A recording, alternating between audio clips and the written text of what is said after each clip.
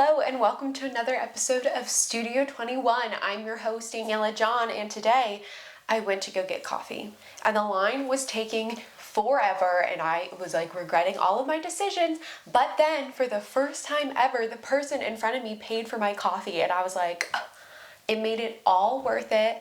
Good karma is coming my way, I can tell. However, I have been playing a lot on my Nintendo Switch and my thumbs are beginning to hurt. If you know, you know. Nonetheless, I am manifesting a productive and safe and fun week for all of us. So let's dive into what's happening this week in San Antonio. I have a busy weekend for you, lots of options, but let's start with Saturday in the Vineyard from 12 to 6 p.m. at Dry Kamal Creek Winery and Vineyard in New Braunfels. Yes, New Braunfels is quite a long drive from San Antonio, but it'll totally be worth it. First, they are going to have Goldstone Pizza, so imagine fancy pizza, fancy wine. Could you really ask for more? Also, they're going to have live music throughout the day, which sounds like lots of fun because I haven't heard live music in literal eons. So if that sounds like your type of thing, check them out this Saturday. I know it's going to be great. Okay, this next event sounds the most fun and intriguing to me. Sounds like a good time. It'll be held this whole weekend, Saturday through Sunday, and that is the 43rd annual Cactus Festival. 43 years of cacti. It sounds amazing. It sounds so fun. Cacti, as far as the eye can see. Can you imagine it? I can, and it sounds like a great time. This event will be held at the San Antonio Garden Center from 9 to 5 all weekend. It's free to go, so you can just browse around if that's sort of your thing, but there's also a silent auction where they're going to be auctioning off succulent gardens, I think pottery, and also specialty plants, which sounds super cool. I would love to join the cacti community in San Antonio, so if that's your thing, let me live vicariously through you and go check them out this weekend. On Sunday, April 25th, the Heart of Texas Concert Band will be performing at the Scottish Rite Library and Museum. The concert begins at 3 p.m. and will have special guests like the Alamo City Dance Company. The best part is that it's completely free. They encourage donations, but it's completely free. You can just go and listen to them perform. It sounds like super fun and amazing. You can go to this super cool building and watch an amazing performance for free. It's a win-win-win. Are you kidding me? Please. And the Texas Concert Band is completely made up of volunteers from San Antonio. So you can go support the community, listen to great music. I mean, I don't know how much more I can sell this. Go check it out. It sounds like a great time this Sunday. That's all I have for you this week. Stay tuned for Gossip Guru release day and a special music video from Yawny Yelly Glowy Floaty. Hi everyone, my name is Jocelyn Brooks and welcome to Tik Talks, where I review popular TikTok trends and tell you how to recreate them yourselves. Today I'm going to be trying the baked oats trend. I've been seeing this all over my For You page the past few months and I've seen so many yummy recipes, but I live in a dorm, so I thought it'd be fun to try to adapt a recipe and make it more dorm compatible for anyone else living on campus this semester. Today I'm going to be recreating this recipe from Trace's Oats for blueberry muffin oats, so let's get the ingredients. For our ingredients today, you're going to need 1 banana, a half a cup of rolled oats, half a teaspoon of baking powder, a pinch of salt, half a teaspoon of cinnamon, half a tablespoon of chia seeds if you have them, 1 tablespoon of maple syrup or honey depending on what you prefer, a 1/4 cup of yogurt. I'm using blueberry, but you can use whatever you have on hand, 1/3 of a cup of milk. You can use again whatever you like. I'm using almond milk today, and however many blueberries you want. Alright, so I've already gone ahead and added all of our dry ingredients. So next I'm going to add a tablespoon of the honey to our mixture.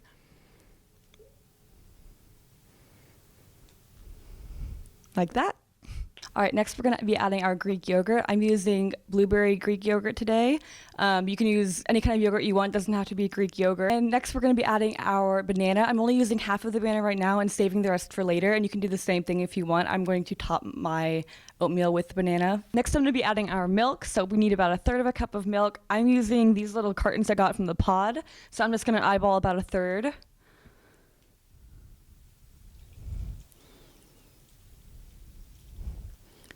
And if it's not exactly, that's okay. All right, now it's going to be time to blend. So I'm going to blend this off camera and then I'll come right back and we'll do the rest of it. All right, now that all of our ingredients are blended up, it's time to pour them into the baking dish.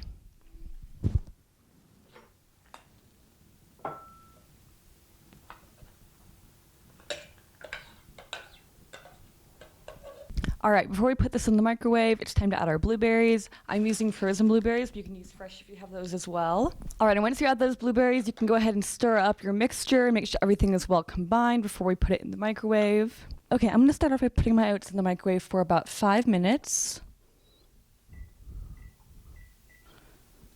While those are cooking, I thought I would talk a little bit about the food side of TikTok that's blown up recently. I think it's a really great new way for people to share recipes as well as make cooking accessible to more people. And most of the recipes that go viral include commonplace ingredients that are relatively affordable and already in most households. And since the recipe has to be shared in 60 seconds or less, they're typically pretty simple to follow, which is great for people of every skill level, from beginners to expert chefs.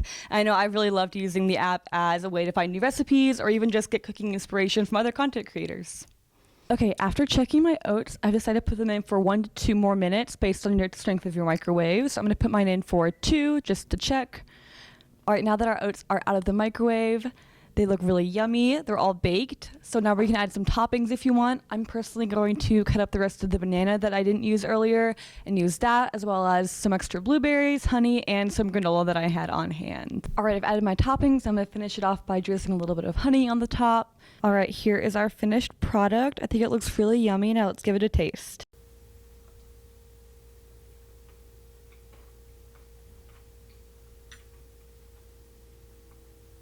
Overall, I think I'd rate this an 8 out of 10 just because it does include a few ingredients that are not as readily available to most dorms, such as baking powder, cinnamon, things like that. But it is really yummy, and it's a pretty simple breakfast or lunch to make whenever you feel hungry. And it doesn't take too many ingredients as well. It also comes together pretty quickly and doesn't take that many extra steps to prepare besides putting everything in the blender. So overall, I think this is a really great option if you want to try the baked oats trend but you're in a dorm. And I hope you give this a try. Thank you for joining me on Tik Talks today.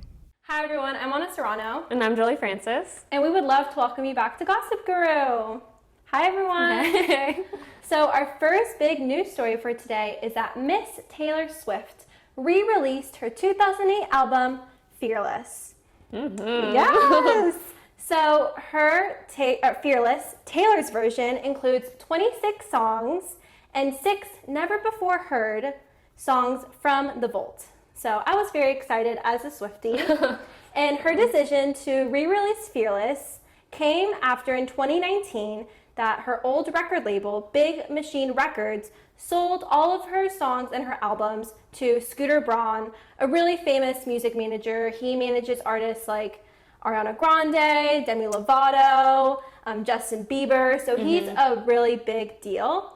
And basically this contract, or him buying her music, meant that he owned her masters, and anytime anybody wanted to use any Taylor Swift music for an ad or in a movie or in a TV show, they had to ask Scooter Braun for permission and also pay him a hefty fee. Wow. Yeah, so Taylor Swift was not happy about this because she firmly believes that artists should own their own work, and she made it her sole mission to re-record all her albums all the way from her debut, Taylor Swift, to Reputation. Yeah, so her very first one was Fearless, and I listened to the whole album when it came out on Friday, and I loved every second of it. It took me back to my elementary school years. I was bopping out to Love Story, You Belong With Me, Love it, White Horse, and I also really loved her 6 new vault songs. My personal favorites were That's When and Mr. Perfectly Fine. I was bopping to all those. And I'm just really excited to what's to come. She has 5 more albums to re-record, and they were really different this time around. I know it's kind of the same songs, but her voice sounded a lot more mature, and there was a few differences from the original to the Taylor's version, and it just got me really excited as a fan. What are your thoughts, Jolie, as a Taylor Swift hater? Well, I can't catch a break. I'm like, maybe one year I'll go and there won't be an album, but turns out there's 5 more on the way, and Swifties are a lot for me, and for some reason, I can't escape them. I know. And it just really reminds me of the whole Spotify ordeal, where she pulled her music from Spotify. She was like, music should be paid for, and she pulled all her music. I said, girl, that's a lot for me. And it was. She was looking out for smaller artists, but that's neither here nor there. You have your opinion, I have mine. I'm excited. We got Folklore, we got Evermore, and now we have her re-released album. So it's a lot for me. As a Swiftie, I have a lot to look forward to, and Jolie has a lot to dread. So I know, but whatever. Do your thing, Miss Swift. Exactly. Anyway, moving on from that girly pop. Brenda Song. Disney Channel icon, and love her. Macaulay Culkin, Home Alone icon. Turns out they're married, and they just gave birth, or she just gave birth, to their first child, a boy named Dakota Song Culkin. Aww, I know. cute. I know. It was very cute. Brenda and Macaulay, they met in 2017 on the set of a movie, and it's really history from there. They moved in together. They have like a yellow brick road leading up to their house. They bake bread. Wow. They have all these cats. So a very sweet family. And on April 5th, they just made their family grow. And the son, Dakota, is named after Macaulay's late sister, who died in 2008. Oh, so I know, that's very sweet. I know it's very kind of bittersweet, but I think it's really cute. It really came as a surprise to me because I didn't know they were together, much less expecting a child. It was kind of a shock for everyone. When I saw it on Twitter, I was like, wait a second, I didn't even know she was pregnant. But me neither. This is just like the Emma Stone. She just gave birth on March 13th. I didn't know she was married either or expecting a child, and she gave birth. So everyone's just giving birth. Quarantine babies, it's the time. And that's really all there is. Maybe try to keep up with celebrities more because I don't know what is going on apparently. And I should as a gossip guru. Exactly. And you love Emma Stone. I do. She's a fellow Scorpio. But I really missed the mark on that one. Sorry, girly. No, it's okay.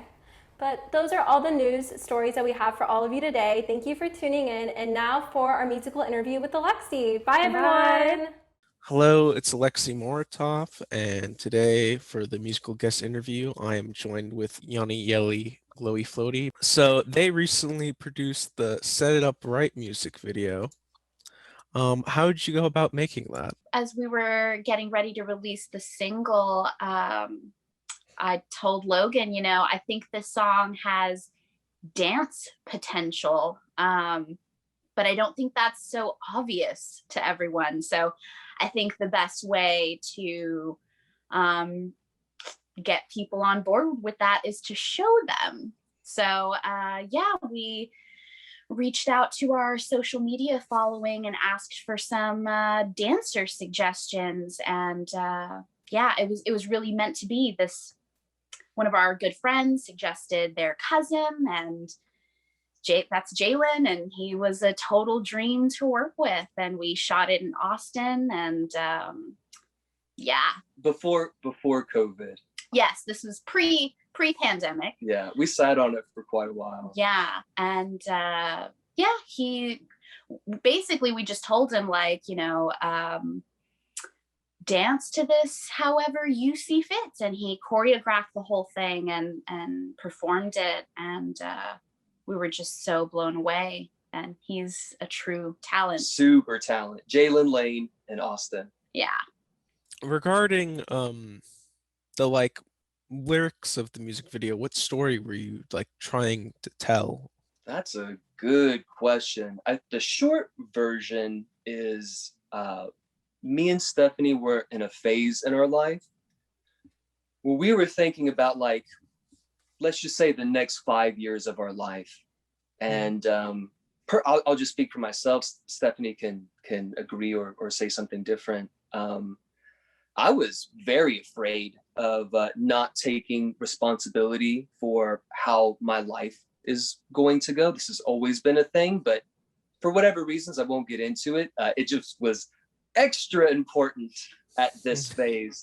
So I thought, you get an hour to chop down a tree with the axe. You spend the first 30 minutes sharpening the axe. That's the headspace I was in. So when it was time to write a song, all I could think was set it up right, Logan, set it up right. And it's not happy, right?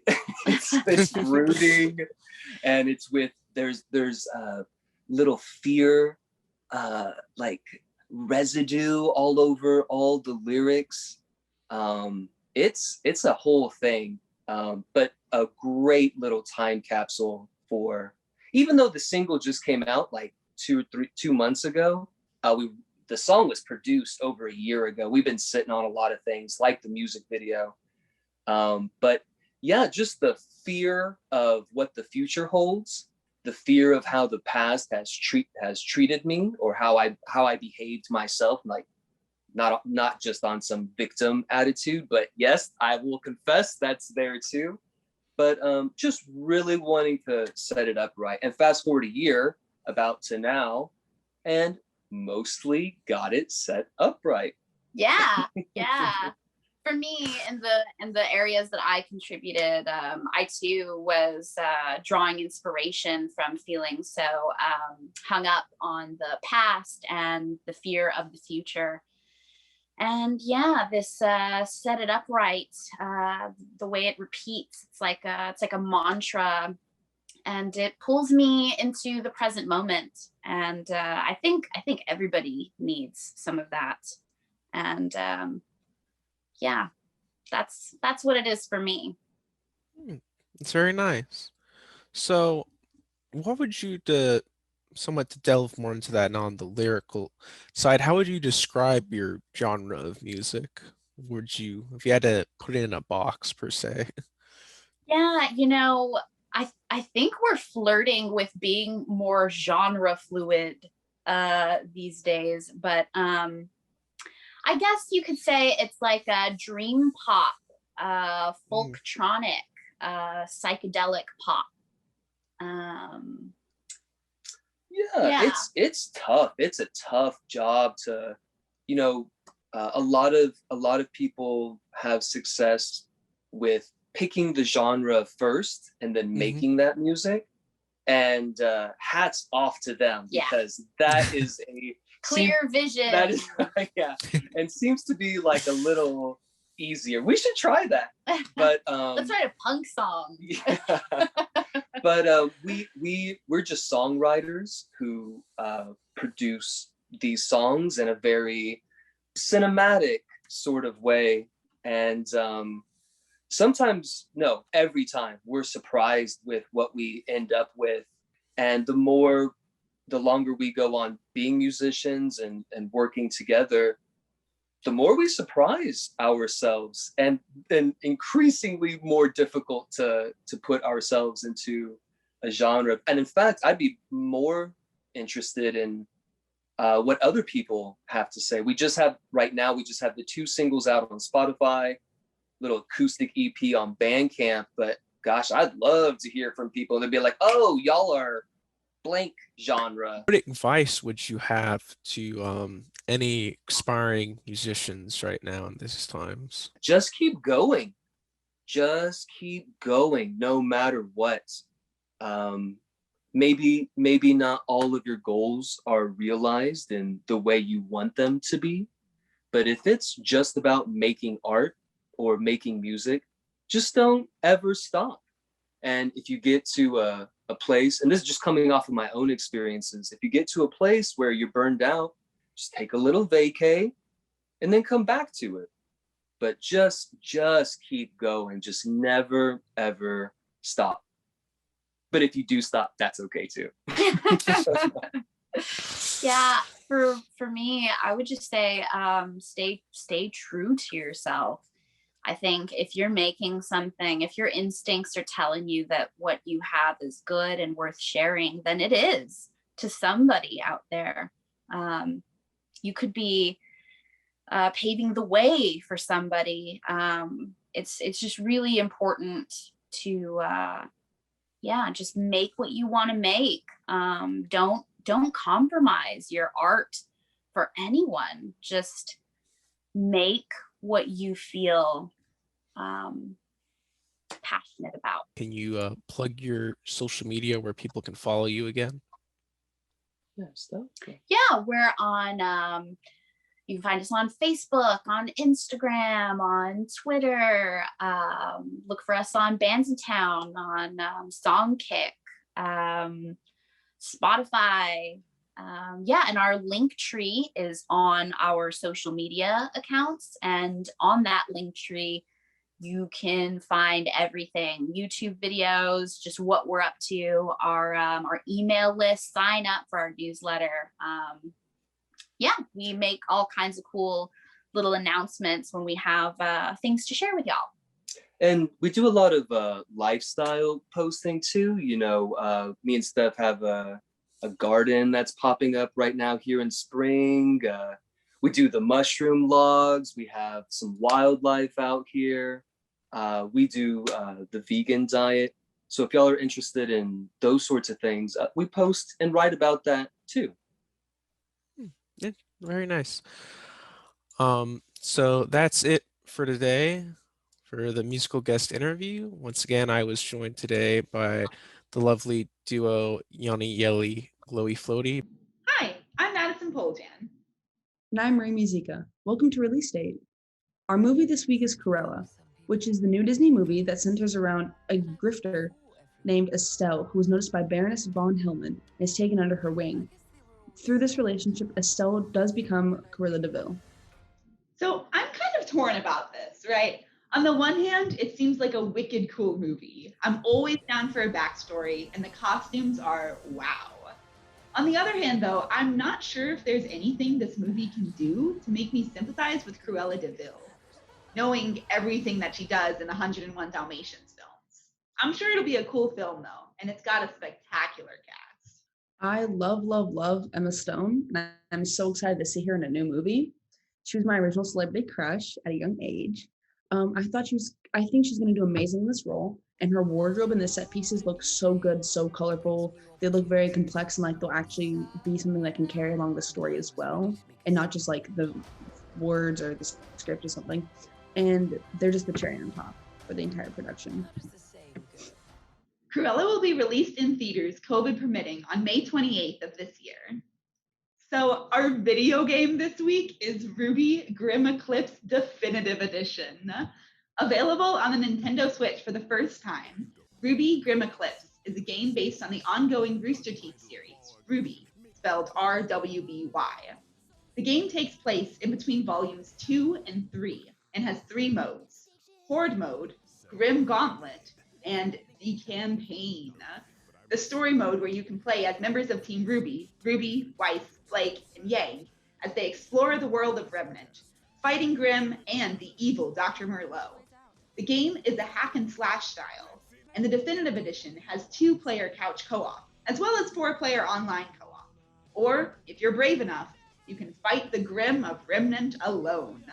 I know you're super hyped about this game and have a lot of connections to it, but I've never really gotten into Ruby. I've seen it in passing.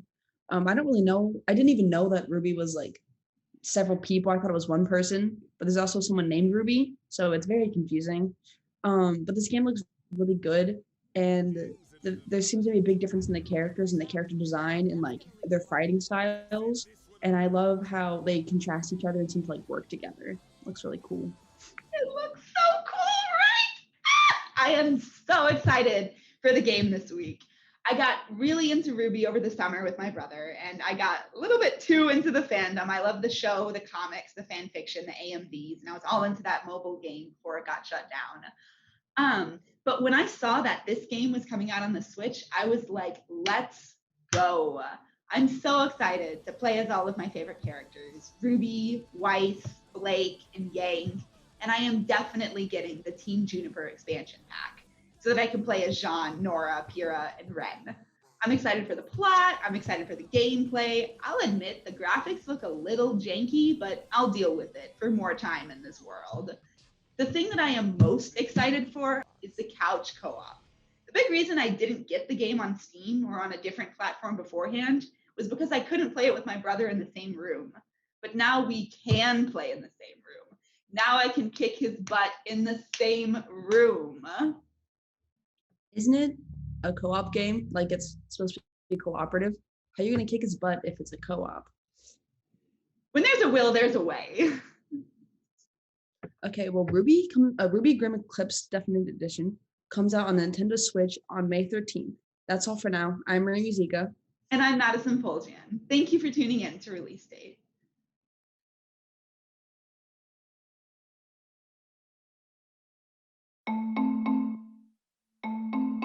Set it up right. Set it up right. Set it up right. Set it up right. Tumbling, tumbling, tumbling, tumbling down. Fears my name, a familiar sound, and it twists me up.